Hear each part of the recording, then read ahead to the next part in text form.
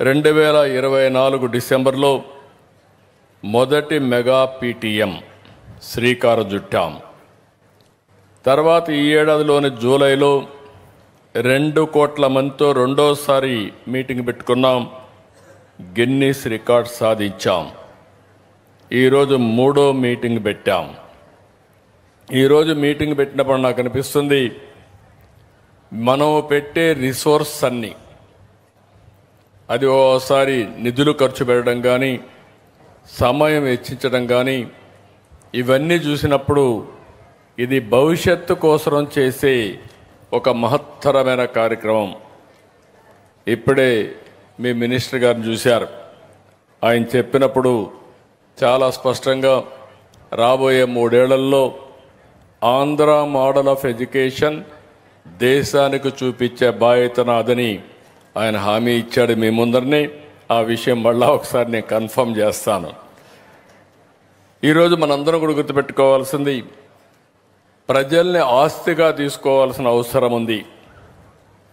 ప్రపంచంలో అన్ని దేశాల్లో జనాభా తగ్గిపోయే పరిస్థితి, ఏజింగ్ ప్రాబ్లం పెరిగే పరిస్థితి వచ్చినప్పుడు భవిష్యత్తులో పిల్లలు ఎక్కువ ఉండే దేశం, అదే మరి యంగ్ ఎనర్జెటిక్గా పనిచేసే దేశం భారతదేశం అవుతుంది.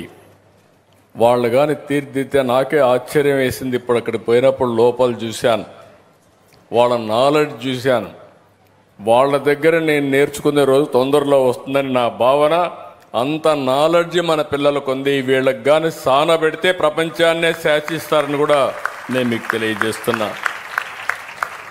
ఈసారి మెగా పీటీఎం లక్ష్యం ఫౌండేషన్ లిటరసీ న్యూమరసీ, FLN.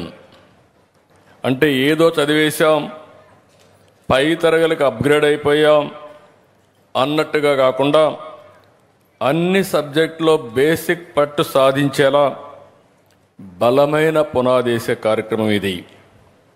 అందుకే విద్యార్థుల్ని స్కై, మౌంటైన్, స్ట్రీమ్ అనే 3 వర్గాలుగా, స్థాయిలుగా వర్గీకరిస్తున్నారు.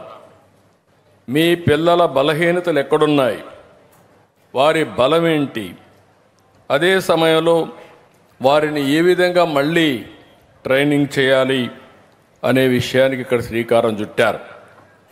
ఇప్పుడే పాఠశాలకు వెళ్ళాను, అక్కడ నేను చూశాను. క్లిక్కర్ ద్వారా ఒక వినూత్నమైన కార్యక్రమం ఆడియోలో చూపిస్తున్నారు, వీడియోలో చూపిస్తున్నారు. చూసిన తర్వాత మీకందరికీ పరీక్షలు ఆటోమేటిక్గా పెడుతున్నారు. ఎవరెవరు ఏ విధంగా పాస్ అయ్యారో క్లౌడ్కి వెళ్ళిపోతుంది. టీచర్ మ్యానిపులేట్ చేయలేరు, క్లౌడ్కి వెళ్ళిపోతుంది.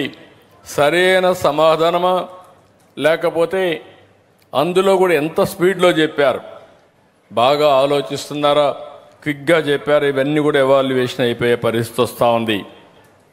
అంటే ఈ యొక్క విధానాన్ని నేను మనస్ఫూర్తిగా మంత్రిని అభినందిస్తున్నా, డిపార్ట్మెంట్ని అభినందిస్తున్నా. నేను ఊహించిన దానికంటే మీరు ఫాస్ట్గా వెళ్తున్నారు. దీనికి మీ అందరికీ కంగ్రాచులేషన్స్, వెల్ డన్, చాలా బాగా చేస్తున్నారు. దీనివల్ల ఇప్పుడు మీరు చూస్తే అక్కడ ABCD, ఎస్ నో అనే అన్నీ కూడా ఉంటాయి. పిల్లలు ఎప్పటికప్పుడు దాన్ని క్లిక్ చేసే పరిస్థితికి వచ్చారు. ఈ విధానాన్ని ఇప్పుడు మీరు చూస్తే దగ్గర 53 పాఠశాలల్లో ఈరోజు ప్రారంభించుకున్నారు. మిగిలిన పాఠశాలలో కూడా తొందరలోనే చేస్తారు. పిల్లల ప్రతిభను ఎప్పటికప్పుడు ట్రాక్ చేయడం, ఎన్నికల పరీక్షల తర్వాత విద్యార్థుల సమర్థత తెలుసుకోవడం కాదు, తరగతిలో చదివిన వెంటనే ఎవాల్యుయేషన్ చేసి వాళ్ళలో ఎక్కడ